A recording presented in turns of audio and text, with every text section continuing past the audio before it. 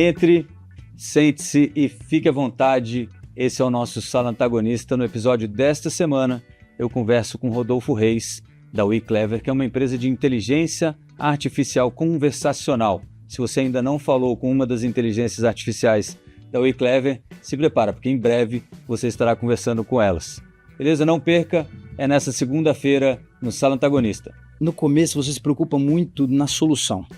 E na verdade, você acaba descobrindo muito tempo depois que você tem que se apaixonar pelo problema e não pela solução. A solução ela vai mudando ao longo do tempo. Eles adoravam receber em casa um kit que tinha um perfuminho, um lacinho. A gente fazia, era proposital para gerar esse vínculo afetivo, né? Então tudo isso foi feito muito bem pensado. E todos os meses os clientes felizes, satisfeitos e crescendo todos os dias de uma maneira orgânica. E um dos fatores, não o único, claro, era que a gente conversava genuinamente com os nossos clientes. Não é só eu escuto o cliente, legal, eu escuto, mas como é que eu utilizo inteligência artificial para fazer algo que até 5 anos atrás não era possível fazer?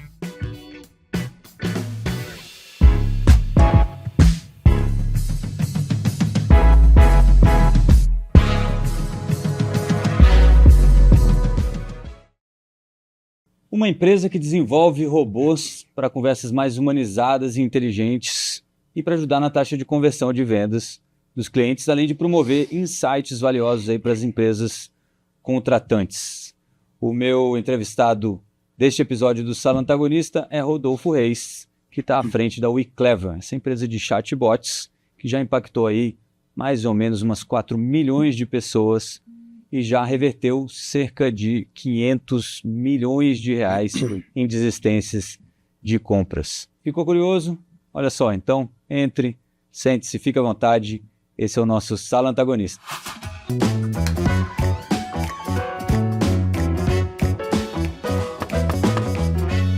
Rodolfo, vamos começar do começo. Você me contava aqui antes que você, embora eu achasse que você fosse de Campinas, porque você fez faculdade em Campinas, não é de Campinas, não é isso? Não, na verdade, eu nasci em Campinas, só que com próximo de 1 ano eu acabei me mudando para Foz do Iguaçu, porque meus pais, eles foram trabalhar na Itaipu. E aí eu fiquei lá até próximo dos 10 anos, e aí com 10 anos eu voltei para Poços de Caldas, cidade de toda a família, né? Onde a gente, interior do sul de Minas. E aí fiquei lá até os 17, e aí eu fui fazer faculdade em Campinas. Foi fazer faculdade de... Fiz engenharia de computação. Por quê? Eu sempre programei. Desde muito novo, 10, 11 anos, eu gostava de computador, eu acessava BBS, na época que não tinha nem internet. Internet tinha que esperar meia-noite para acessar, tinha que fazer conexão de escada, então eu sempre tive alguma conexão com essa parte de tecnologia. Então eu gostava muito, programava as linguagens muito ainda nem eram visuais, e foi natural, foi uma escolha natural, eu não precisei nem escolher muitos cursos que eu iria fazer. E aí você foi para PUC Campinas fazer engenharia de TI. Exatamente, isso, fiz engenharia de computação. Engenharia de computação. Muito bem, aí formou, e aí? Eu me formei, Rodrigo, e durante, inclusive, o próprio processo da faculdade, eu trabalhei em outros lugares, e eu descobri que o ambiente burocrático não conectava muito comigo, sabe? Eu fui trabalhar numa empresa de telecom, e aí eu achei que era melhor tentar empreender, tentar criar alguma coisa. Acho que o termo empreender lá em 2014, não, bem menos, acho que 2009 por aí, não era nem muito utilizado. Eu queria fazer alguma coisa legal, né? E aí eu pedi demissão e voltei. Mas sua família não é uma família de empreendedores, né? Não é, mas você sabe que meu pai tentou por um período, quando ele saiu da Itaipu, que a gente saiu de Foz e foi voltar para Poços, né, toda a família de lá, ele tentou por um período, teve pequenos negócios relacionados a serviços, a parte de engenharia elétrica, mas não deu muito certo. E eu vi aqui que você tinha, nos levantamentos que a gente estava fazendo, você tem 15 anos de experiência mais ou menos, em startups, e não é uma ou duas, né? Eu sei de uma, a gente já vai falar daqui a pouquinho, que deu muito certo, mas algumas também não andaram muito bem, é isso? Eu acho que essa jornada empreendedora, Rodrigo, quando você olha, é muito de não dar certo. E nessa tentativa acaba alguma coisa funcionando, sabe? A gente vai conectando os pontos. Então, muito provavelmente os 2, 3 primeiros negócios, eu não vou nem dizer se eram startups, eles deram muito errado. Por quê? Você sabe? Você consegue dizer hoje por que deu errado? Eu consigo, cara. Puta, eu consigo porque no começo você se preocupa muito na solução. Nossa, eu vou desenvolver um software que vai resolver aqui. E na verdade, você acaba descobrindo muito tempo depois que você tem que se apaixonar pelo problema e não pela solução. A solução ela vai mudando ao longo do tempo. Então, na verdade, eu achava que eu tinha encontrado um problema real para resolver e não, eu estava mais ligado a desenvolver algo, a pensar naquele software, naquela solução. Na verdade, o problema talvez ele nem era tão grande assim. Então, acho que foi acho que esse é o principal erro, focar muito no desenvolvimento do produto, da solução, sem olhar para a dor real do que a gente estava tentando resolver naquele momento. E aí você vai tentando, abre algumas empresas, fecha, etc e tal, e aí você chega na ideia da leiturinha. Sim, antes eu empreendi até que as coisas começaram a dar um pouquinho certo, né? Por volta de 2011, eu e mais 2, 3 sócios, a gente fundou uma Ad Network. Ad Network essencialmente é uma rede que distribui anúncios pela internet, né? Esses banners, até um pouco chato de vez em quando, que fica perseguindo a gente desenvolveu isso lá em 2011.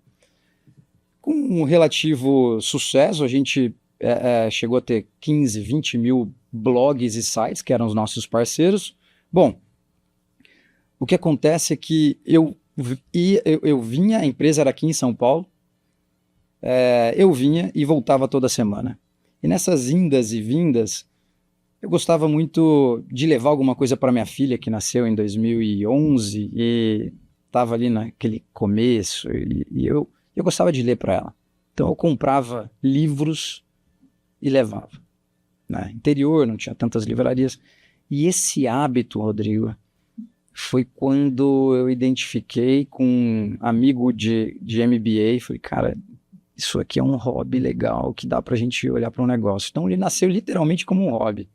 Né? Você e o amigo, os dois estavam vivendo a mesma fase de vida, né? Você tinha acabado de virar pai. Exato. Ele também, a filha dele é 1 ano mais velha, eu empreendendo, ele num negócio de família. E 2 empreendedores, de qualquer maneira. Essencialmente, 2 empreendedores que em um jantar, falando sobre paternidade, eu virei e falei, cara, esse negócio de ler é muito legal, né? Porque não é só sobre leitura. Eu tô falando daquela idade que o filho, ele tá conectado, ele olha pra gente, e ele, sabe, a gente é quase um espelho ali para ele de tudo que acontece. Então eu vi que quando eu lia pra minha filha, ela ficava me olhando, não era sobre ler a historinha, tinha uma conexão, um vínculo afetivo. Eu falei, cara, vamos fazer um negócio disso. Isso foi 2013. A gente fundou a leiturinha em 2014 como um hobby, e aí, o que era um hobby, em algum momento eu tive que deixar tudo para trás, sabe? Quando é que você soube que tinha que... Olha, esse hobby virou a nossa... É financeira, é monetária? Assim, isso agora está pagando todas as contas aqui. Não era financeira. Era muito do ponto de vista de... A cabeça acaba se desconectando. A gente observava que tinha tração. Todo dia entravam novos assinantes. E quando a gente conversava, genuinamente, né? E aí conecta um pouco com a minha próxima startup, que é conversar. Então, quando a gente conversava, a gente via que eles adoravam, né? Receber em casa um kit que tinha um perfuminho, um lacinho. A gente fazia, era proposital para gerar esse vínculo afetivo, né? A criança vai no nome da criança. Então, tudo isso foi feito muito bem pensado. E todos os meses, os clientes felizes, satisfeitos e crescendo todos os dias de uma maneira orgânica. Quando eu fui ver, eu já estava 100% envolvido, cabeça pensando 24 horas por dia nisso. E aí, nessa startup, nessa Ad Network anterior, eu falei, olha, não dá para continuar. não consigo. Fechou ou vocês venderam? Eu deixei a minha participação com os sócios e eles tocaram a empresa. Muito bem. Para quem não sabe, a Leiturinha era uma espécie de um clube de livro, né? Você fazia a curadoria dos livros infantis e mandava para casa dos assinantes. Exatamente. E aí ela foi vista pela Móvel, Isso. que é a dona do iFood, Da Simpla. Exato. Que é uma grande marca hoje. Uhum. E era dona da Play Kids. É dona Exatamente. da Play Kids. Sim, exatamente. E a Play Kids, então, fez uma oferta para vocês. Isso. A gente não estava, inclusive, estava num momento super legal, crescendo, montando time, criando marca. E para nós fazia muito sentido essa união de experiências entre o offline, que era o que a Leiturinha propiciava, e o online. Porque são momentos diferentes, Rodrigo. A gente é pai, a gente sabe que não é um substitui o outro, é um e o outro, né? Dá para conviver junto essas experiências. Então, para nós, olhar para o digital, olhar para o online e entender que aquilo tinha uma escala muito grande e que o físico tinha a questão de ser tangível, de ter um valor percebido grande, fazia muito sentido. Então, quando a Móvel chegou para a gente e propôs essa união, fez muito sentido, né? A gente achou que as coisas combinariam, 1 mais 1 seria 5 e não 2. E deu muito certo. E eles compraram, mas vocês ficaram no negócio. Sim, eles compraram uma posição minoritária, a gente continuou crescendo muito, né? Aí fizemos campanha de TV, foi muito legal. Mas veio sozinho isso ou vocês estavam procurando um parceiro? Sozinho, 100%. A gente não estava procurando, a gente não Nem estava esperando. captando, nem esperando. A gente estava construindo um negócio para ser perene, um negócio para ficar, né?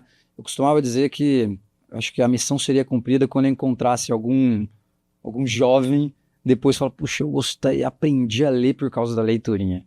E eu acho que eu tô chegando quase lá, porque minha filha, que tinha 2, agora tem 13 e ama ler, escolhe os próprios livros, mas agora, né? Mas ela ama ler. Então acho que a missão foi cumprida e foi 100% orgânico. Bom, vocês em algum momento saíram dessa parceria. Mais ou menos.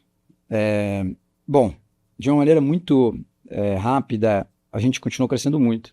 Eu me tornei sócio de Play Kids, então a gente fez a fusão das empresas, né? Até meados de 2019. Em 2019, tanto nós quanto a própria Móvel, a gente fez a venda para um grupo chamado Sandbox, que é um grupo em inglês que tem inúmeros inventários, né, produtos de conteúdo infantil no mundo. E aí, nesse momento, eu saí.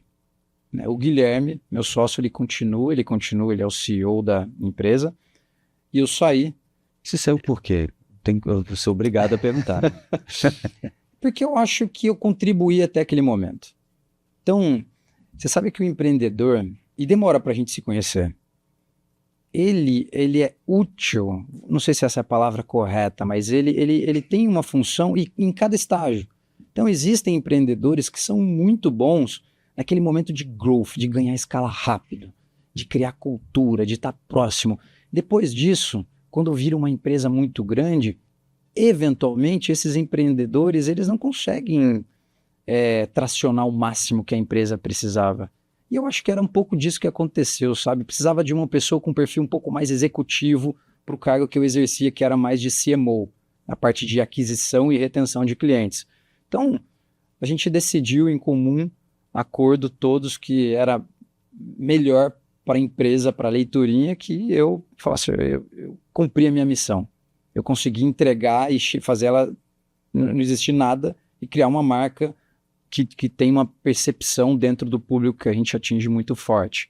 E ali para frente, uma pessoa com um perfil mais executivo ia conseguir dar prosseguimento aos desafios. E você vendeu sua parte? Ou você vendeu toda a sua parte? Eu vendi tudo, grande, tem mais participação, eu tenho participação. Eu tenho na Sandbox, né? Então, no grupo que fez a compra, eu ainda tenho uma participação lá. Perfeito. Mas não participa de conselho? Não, assim, eu falo todo santo dia com o Guilherme, meu sócio, que é o CEO. Eu brinco que agora tem a parte mais legal, né? Porque eu pego no pé dele sem me preocupar com os problemas. Então é o melhor dos mundos, né? Ele que fica doido com um monte de coisa que eu envio, mas assim, eu tô próximo, mas não do dia a dia, não com cargos executivos. E vocês ainda são bons amigos? Super, a gente se fala, as famílias são amigas e tem muita coisa ainda pra gente fazer junto.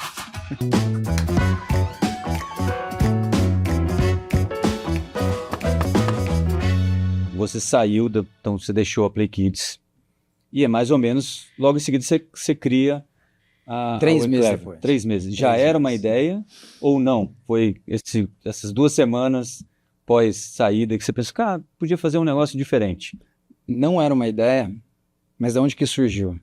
Porque quando eu saí, muitos empreendedores e empresas de assinatura, de recorrência, vieram me perguntar, Rodolfo, por que a leiturinha, sendo um business físico, de nicho, ou seja, tudo um pouco diferente do que um fundo gosta ou do que investidores gostam, cresceu tanto? Porque hoje no Brasil, infelizmente, Rodrigo, a gente tem ainda a gente tem poucos clubes de assinatura que tem mais de 200 mil assinantes. A leiturinha tá com quantos?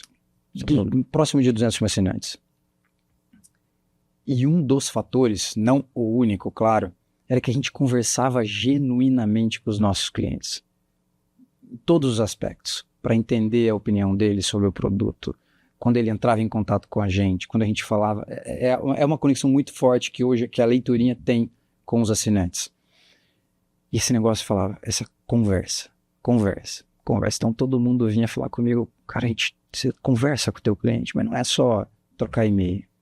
Tá próximo, é fazer um evento, é chamar eles, é quebrar o roteiro, é não ter, sabe, falar sobre paternidade, maternidade. E eu falei, tem coisa aqui.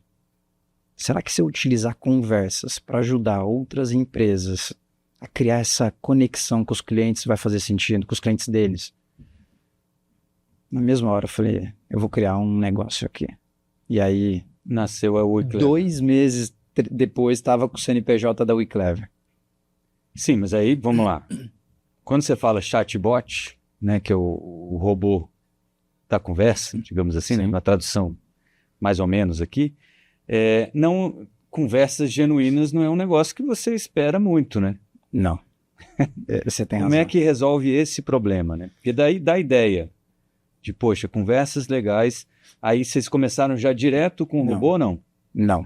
Então, a dor, lembra, nosso começo do papo, onde que eu errei, eu acho que aqui foi um pouco diferente, eu estou focado na dor. A dor eu tenho que ajudar o nosso cliente a conversar melhor, a engajar, a estar próximo.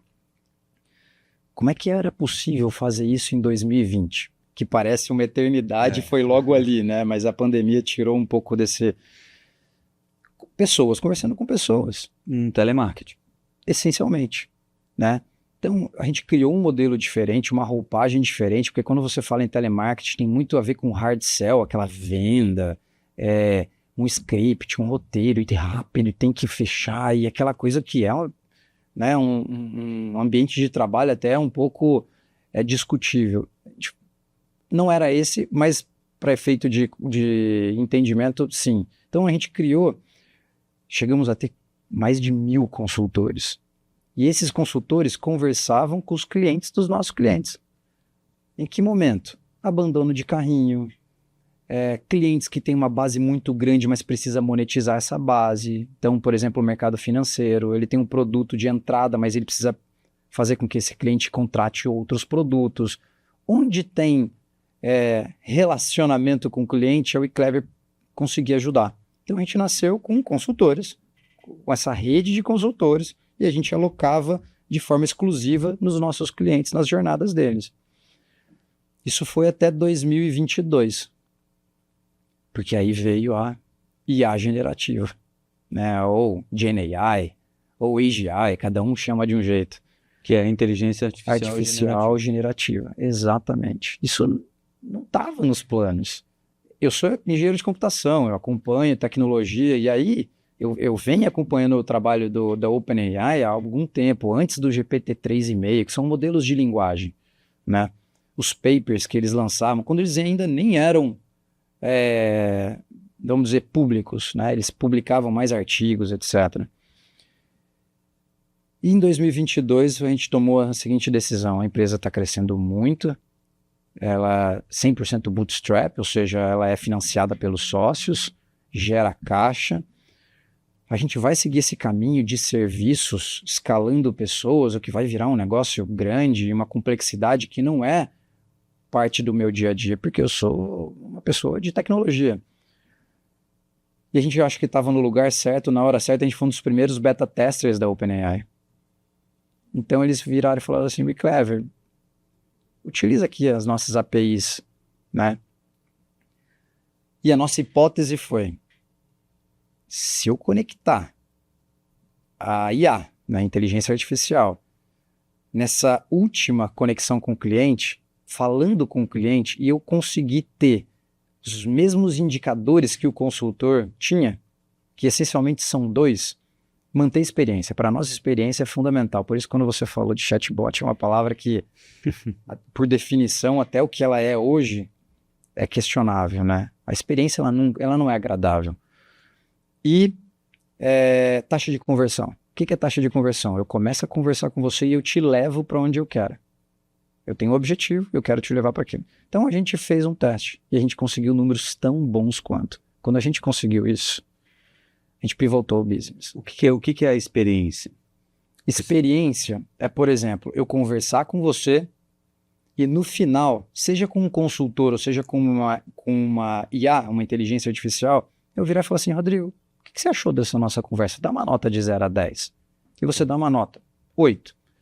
Eu faço essa mesma pergunta da IA para você. Rodrigo, o que você achou dessa conversa? Você dá uma nota parecida. Então é o famoso, é o CSAT, né? O Customer Satisfaction, né? Então a gente media isso em todas as conversas, seja quando a gente fazia ainda com um humano e quando a gente começou a fazer com IA, o CSAT era o mesmo, Rodrigo. Portanto, a nossa hipótese, ela foi validada. Então, o que eu vou fazer? Eu vou continuar atendendo os meus clientes nas dores, nas jornadas de clientes deles, só que agora eu vou colocar IA. E a gente pivotou o business completamente em 2023 para esse conceito de plataforma de inteligência conversacional, né? Como é que você utiliza inteligência artificial para ajudar os nossos clientes nas jornadas dos clientes deles. Aí você tem uma coisa que é voz? É um robô com voz ou é um robô de conversa de WhatsApp? De WhatsApp. De WhatsApp.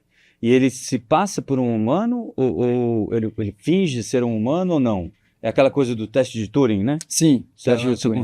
Eu consigo saber que eu estou conversando com um robô ou isso não é um problema também? As pessoas estão ok em conversar com um robô? Excelente ponto.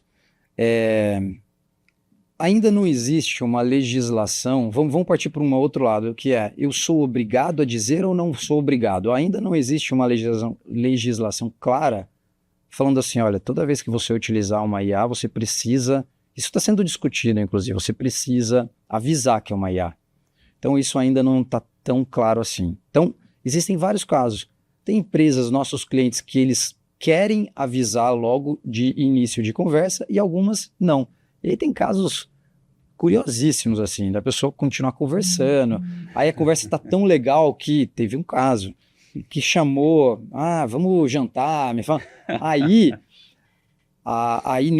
não mente. Então, neste caso, aí a nossa IA, a gente programa e desenvolveu toda a tecnologia para falar: olha, eu sou um assistente virtual e tal. Sou casado. Exato. Então, assim, não fala que é um humano, mas dependendo do cliente e do que ele quiser, ele abre ou ele simplesmente fala: olha, é a Isa da empresa X. Isa, você é um humano? Ela fala: eu sou um assistente virtual. Mas ela responde qualquer coisa. Então, ela tem uma abertura como se fosse um chat GPT, é isso? Eu posso trocar o assunto e ela responde e volta depois para o assunto ou não? Aqui entram questões super importantes que é segurança dos dados, o quanto esses dados estão sendo utilizados para treinar o modelo, mas não vamos, senão vai ficar muito técnico até, mas assim, essas camadas elas são definidas em 4 mãos, entre a WeClever e o cliente. E o cliente, entendi. Então, se ele dessa liberdade, a gente tenta estabelecer que vai até um determinado limite. Ou se ele fala, cara, não, eu só vou falar sobre cartão de crédito. Então a gente só fala sobre cartão de crédito. E é claro que quando você fala de inteligência artificial e generativa, é muito recente, tem muitas dúvidas. A gente vai falar de alucinação, segurança dos dados. O que a gente tenta e vem obtendo muito êxito é criar uma camada de segurança com um processo de auditoria de todas as conversas. Então, a gente consegue entregar eu não vou dizer conforto, mas essa segurança de fato para os nossos clientes de que aquilo que está sendo conversado tem a ver com o assunto principal do que está sendo discutido. E ela, como generativa, ela vai aprendendo conforme ela vai tendo mais conversas. Exatamente, né? Isso faz parte da tecnologia que a gente desenvolveu, né? Então, quanto mais eu converso, mais esse histórico de conversas a WeClever utiliza para treinar o modelo daquele cliente. O modelo que a gente desenvolve para aquele cliente é daquele cliente e não é de outro, né? Por essas questões mesmo de segurança dos dados, mas você tem toda a razão. Todas as conversas, elas alimentam, e tanto é que se você olha ao longo do tempo, cada vez mais a gente é mais assertivo. A gente consegue fazer com que o cliente faça o caminho feliz que a gente fala, ele saia do ponto A e vai para o ponto B, mais pessoas, vamos dizer assim, a taxa de conversão é maior. Bom, 2022 vocês tiveram um faturamento de 15 milhões de reais, e aí já é o momento que vocês estão pivotando, né, como você falou, mudando o negócio para o chatbot não, para essa inteligência artificial, conversacional. Conversacional, exato. 2023, como é que ficou o faturamento de vocês? Olha, a gente ficou um pouco mais flat, porque justamente por essa decisão de mudar o negócio.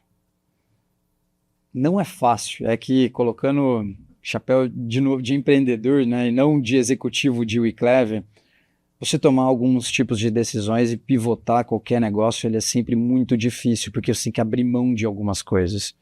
Então a gente vinha numa receita muito crescente, uma receita essencialmente de consultoria, serviços, e ter que pivotar para um business de plataforma, de tecnologia, foi muito árduo.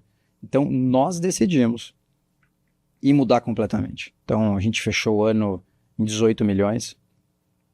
Se você pegar o crescimento... Que já é um 20% de crescimento também, né? Não é nada, já é alguma coisa. Mas a gente não ficou satisfeito definitivamente, sabe?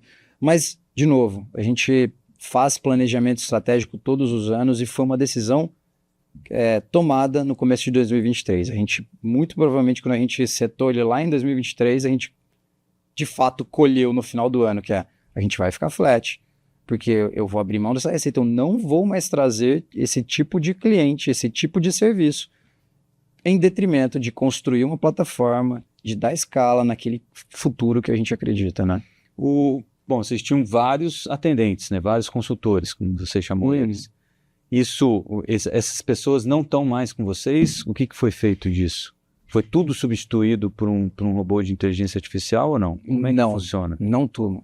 E aí começa... tem coisas muito interessantes para a gente trazer. Então, primeiro ponto. Essa é uma discussão que todo mundo fala, IA vai roubar o trabalho das pessoas. Não foi nem nesse sentido da pergunta, mas...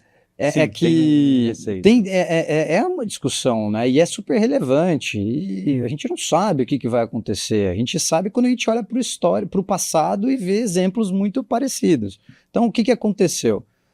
Primeiro, a IA ela não resolve 100% das conversas, né, nesse âmbito que a gente atua.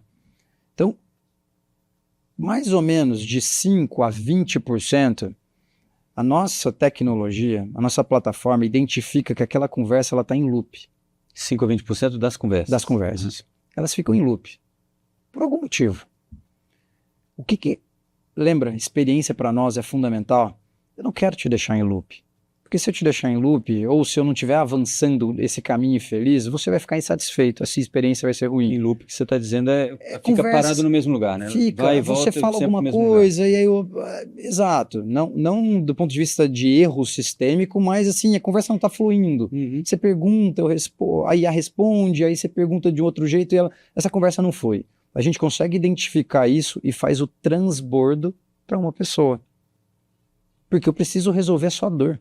Se você está falando ali dentro de uma jornada de cancelamento ou de upgrade de algum produto, de algum plano, ou a própria contratação, você quer resolver aquele problema. Então, eu não quero falar para você, olha, aguarde um minuto que eu estou transferindo você.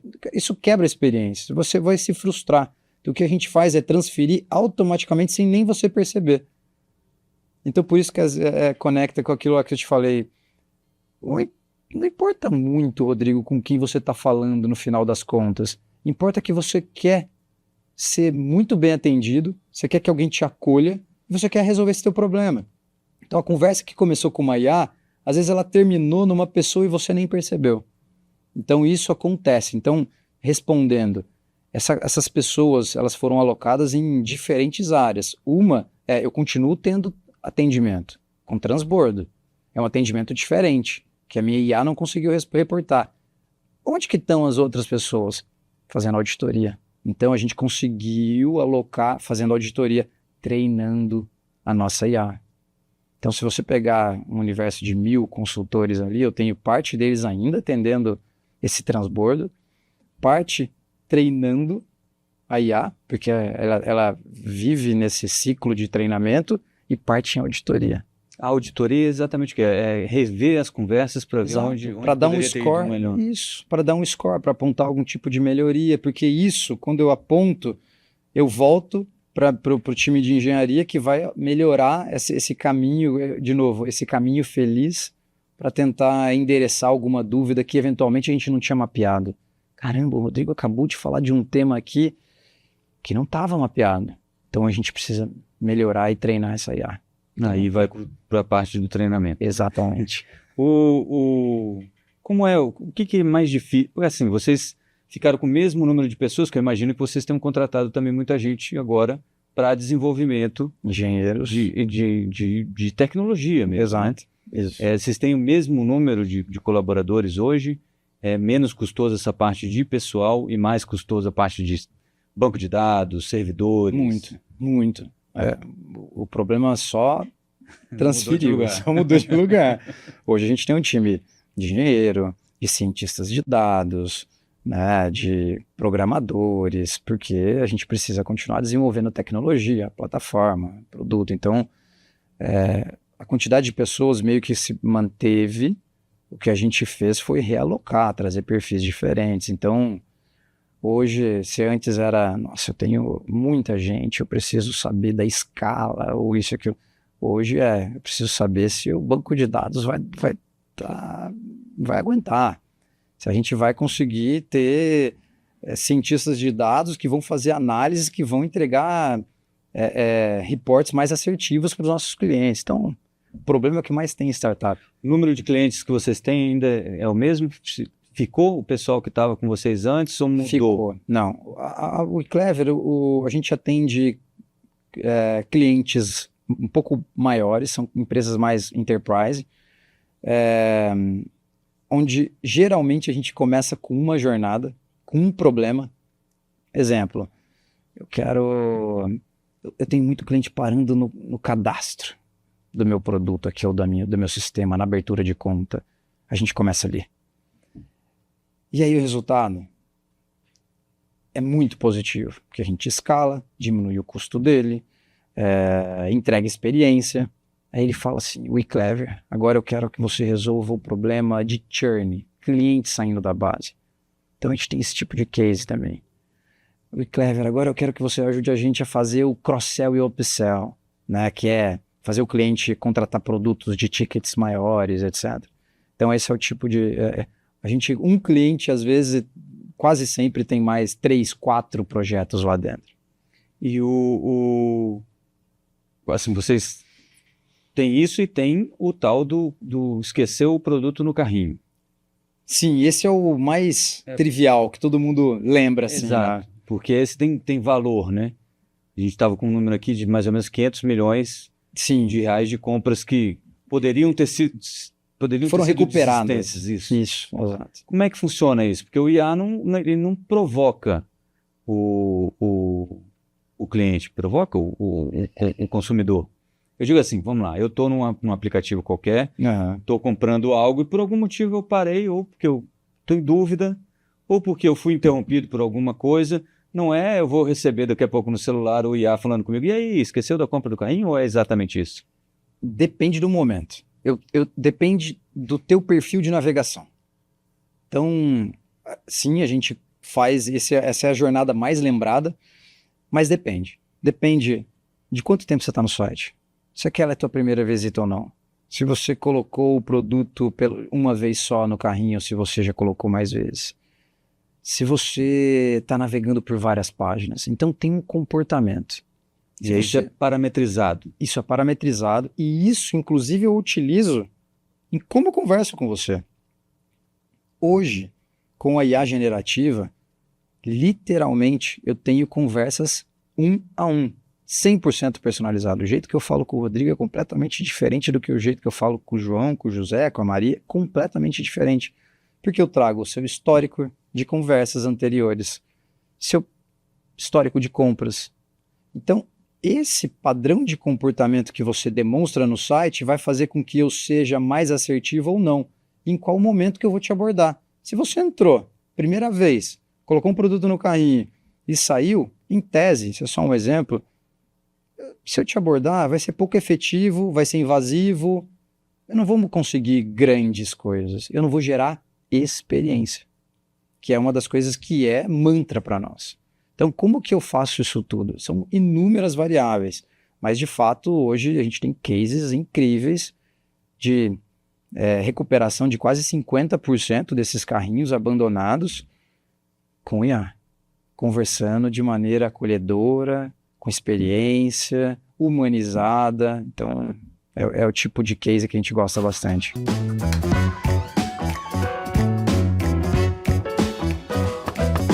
Bom, vamos falar um pouquinho sobre o futuro da WeClever, né?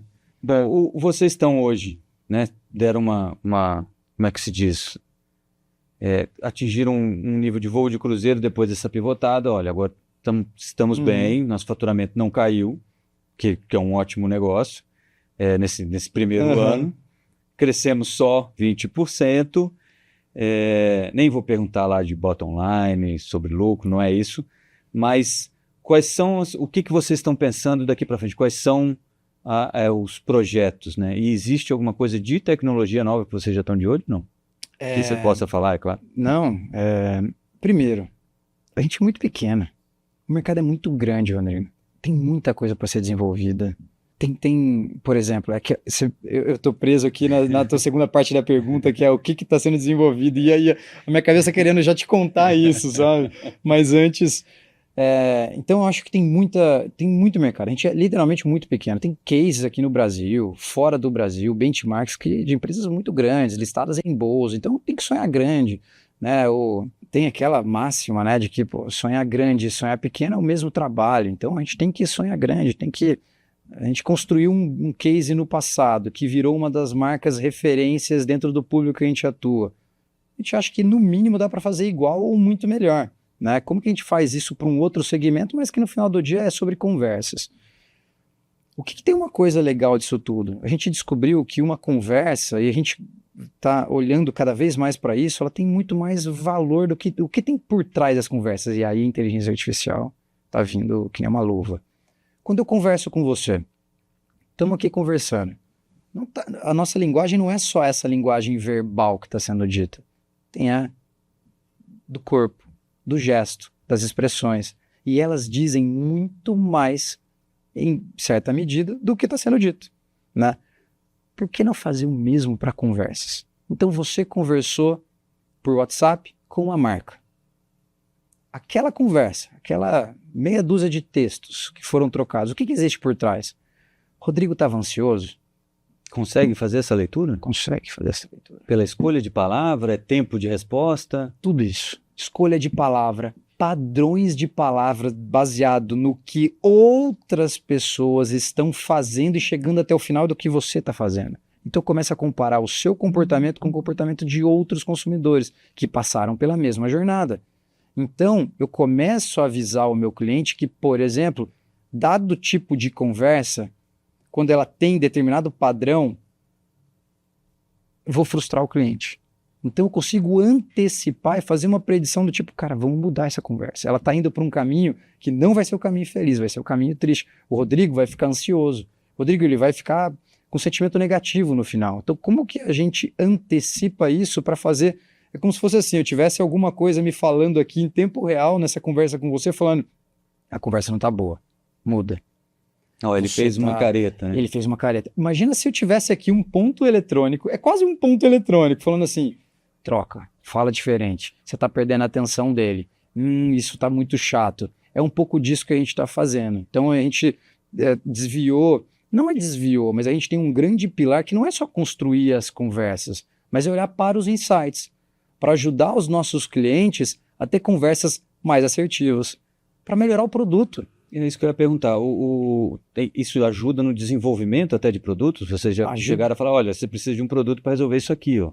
Ajuda no desenvolvimento de produto. Ajuda a comprar melhor a mídia. Para pensar. Eu sei que os meus clientes que chegam mais felizes vêm de uma mídia, de um canal X. Eu falo para o meu cliente, investe nesse canal e para de investir nesse.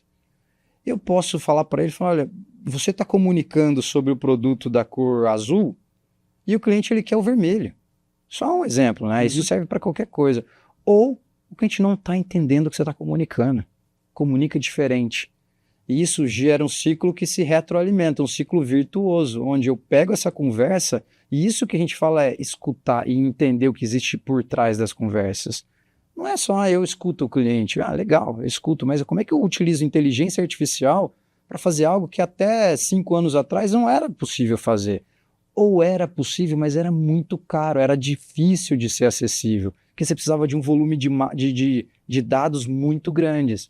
Agora não, eu consigo analisar a sua conversa e falar, poxa, o Rodrigo, os principais termos que ele falou foram esses, o sentimento dele está negativo, e esse tipo de cliente com esse tipo de perfil ele não vai converter. Time de marketing, de mídia, foca em outro cluster, foca em outro tipo de persona, porque esse aqui acho que não vai funcionar. Hoje você tem uma equipe de psicólogos ou coisa parecida que estude essa coisa da conversa em si, da linguagem? A gente tem mais como uma consultoria, né? Ainda não temos tamanho suficiente para ter uma pessoa dentro, dedicada, mas a gente faz esse tipo de análise neurolinguística, esse tipo de... Exatamente. Eu não sou especialista nesse tema, mas sim, a gente chama esse tipo de pessoal, conversa com eles, conecta eles com os nossos time de desenvolvedores, de BI, de dados, para falar, cara, onde que existe padrão de comportamento? Né? Então, hoje, a IA generativa ela nos ajudou e muito a fazer esse tipo de análise que antes, e a gente vê hoje conversando com os clientes. Rodrigo, existem áreas dentro das empresas para fazer esse tipo de mapeamento, áreas de dezenas e centenas de pessoas que você consegue fazer isso com dashboard com inteligência artificial. E onde vão estar essas pessoas? Muito provavelmente elas vão ser realocadas em uma outra função para utilizar talvez a parte mais criativa desse processo. Enfim, é uma discussão que vai embora. No sentido de crescimento, assim, o desenvolvimento de tecnologia, empresas de tecnologia, elas são muito intensivas em capital por natureza, precisa de muito investimento. Você falou que vocês são bootstrap, que né, vocês já se autofinanciam, vocês não precisam de dinheiro nesse sentido, né, para continuar onde estão. Mas existe uma expectativa, um planejamento para em algum momento fazer uma rodada de captação de recursos? Como é que você consegue ver esse crescimento? Ou você acha que vai ser orgânico mesmo? Se não tem, pelo menos por enquanto, um planejamento de buscar um outro financiamento, alguma outra coisa diferente? Não está no nosso planejamento estratégico esse ano a busca de um investidor. Mas é algo que eu falo, inclusive, para o próprio time. Se for algo que, de novo, vai fazer que 1 mais 1 seja 5, 10, A gente está aberto a esse tipo de conversa. O que acontece, Rodrigo, é que mudou muito a característica das próprias startups depois do Covid, que eram empresas que cresciam a qualquer custo, queimavam muito caixa, só que o custo do capital aumentou. Olha, vi de taxas de juros, não só aqui, fora, Estados Unidos. Então, mudou muito o que se espera dessas startups ou desses unicórnios. Todo mundo está buscando lucratividade, você ser uma empresa saudável. Então, nesse aspecto, a WeClever sempre foi, e essa é a nossa premissa. Então, a gente tem que continuar crescendo desde que seja de forma saudável. E, de novo, se a gente tiver a capacidade de continuar crescendo com um aporte, mas mantendo esse racional, faz muito sentido. O que eu não acho é que esse mercado é um mercado, aquela frase, né, em inglês, winner takes all, o primeiro ele vai levar tudo. Eu acho que é um mercado muito grande, endereçável. Praticamente hoje todas as empresas têm clientes, todas as empresas, e elas têm jornadas com os clientes. Então é um mercado muito grande, que eu acho que quem fizer um bom trabalho vai ter oportunidade para todo mundo. É claro, o capital ele acelera as coisas, mas tem que tomar cuidado para você não bater no muro, né? Bom, em termos de clientes, vocês estão servidos já, né? Também não tem... Cliente nunca é demais, né? Aí eu não posso afirmar, Mas sempre é bom, né? Mas tem uma perspectiva de crescimento de cartela de clientes. Como é que é hoje, como é que é essa abordagem? E como é que isso está sendo recebido, né, pelo pessoal que está mais acostumado, né? A gente passou, mesmo durante a pandemia, os telemarketings, isso ficou lá em home office, né? Ficou todo mundo trabalhando do telefone de casa, mas continuou sendo feito praticamente do mesmo jeito, né? Agora você tem uma entrada com inteligência artificial, com automatização das respostas, mas ainda tem gente que não confia muito, né? Ou não, isso já passou. Então, acho que tem alguns comportamentos que a gente precisa observar. Primeiro, o brasileiro ama o WhatsApp, né? O brasileiro, muito provavelmente dentro da Meta, que é a dona do WhatsApp, ali, se você pegar o Brasil, ele está entre os top 5 ali, talvez junto com Índia e alguns outros países, entre os top 3 certamente. Então o brasileiro ama o WhatsApp. Hoje, um comportamento, a gente dá mais atenção para o WhatsApp do que a própria ligação. Segundo comportamento, as vendas estão mais relacionais e menos transacionais. Acabou de ter, em março, a SXSW, em janeiro foi a NRF, um evento de retail, de varejo, e todo mundo falando sobre vendas relacionais. Que a diferença? A diferença é, eu quero conversar, eu quero saber mais. Não é um clique e compro. É óbvio que isso existe e é óbvio que ele é saudável e sempre vai existir. Eu adoro quando eu entro na Amazon, vou lá e clico e o produto chega no Mercado Livre, etc. Mas tem determinados produtos e ela está ficando muito personalizada. Eu quero para mim, eu quero... Qual é o produto que você tem que é para mim? E isso é muito mais relacional. Você precisa estabelecer algum tipo de relação, você precisa fazer algo feito para aquela pessoa, não é mais para o cluster. Cada pessoa é uma única e eu preciso atender ela. Então isso precisa ser, ou as conversas elas ajudam e muito nessa, não é único de novo.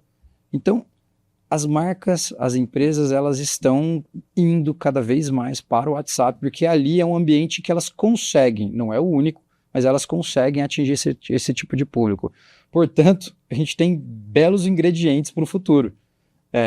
Eu tenho muita gente dentro do WhatsApp, eu tenho uma tendência de que nós queremos ser mais bem atendidos, a gente quer algo só para a gente, que tem a ver com os nossos gostos.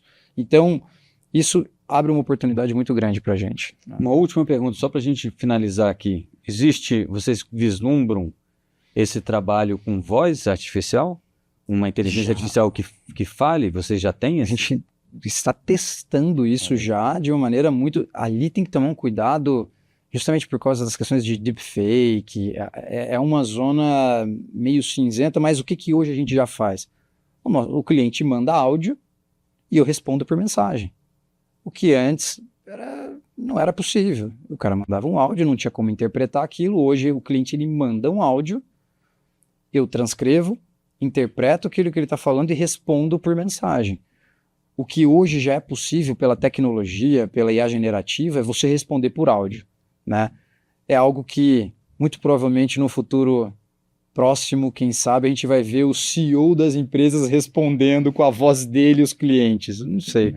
É uma possibilidade. Rodolfo, muitíssimo obrigado. Infelizmente, o nosso tempo é contado aqui.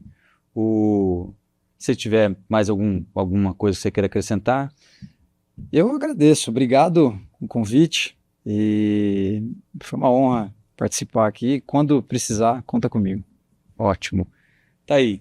Gente, esse foi o nosso Sala Antagonista com Rodolfo Reis, CEO, fundador da WeClever, que é essa empresa de conversas, de inteligência artificial conversacional, pronto, que já conseguiu aí recuperar mais de 500 milhões de reais em carrinhos de compras abandonados, já entrou aí em contato, pelo menos já fez contato com essa inteligência artificial e também com pessoas, consultores, pessoas humanas, com mais de 4 milhões de brasileiros. Então é provável que em algum momento, se você ainda não conversou com uma das inteligências artificiais da WeClever, você vai conversar muito em breve. Eu vou ficando por aqui, lembrando que o Sala Antagonista vai ao ar toda semana com um episódio novo às 20 horas na segunda-feira.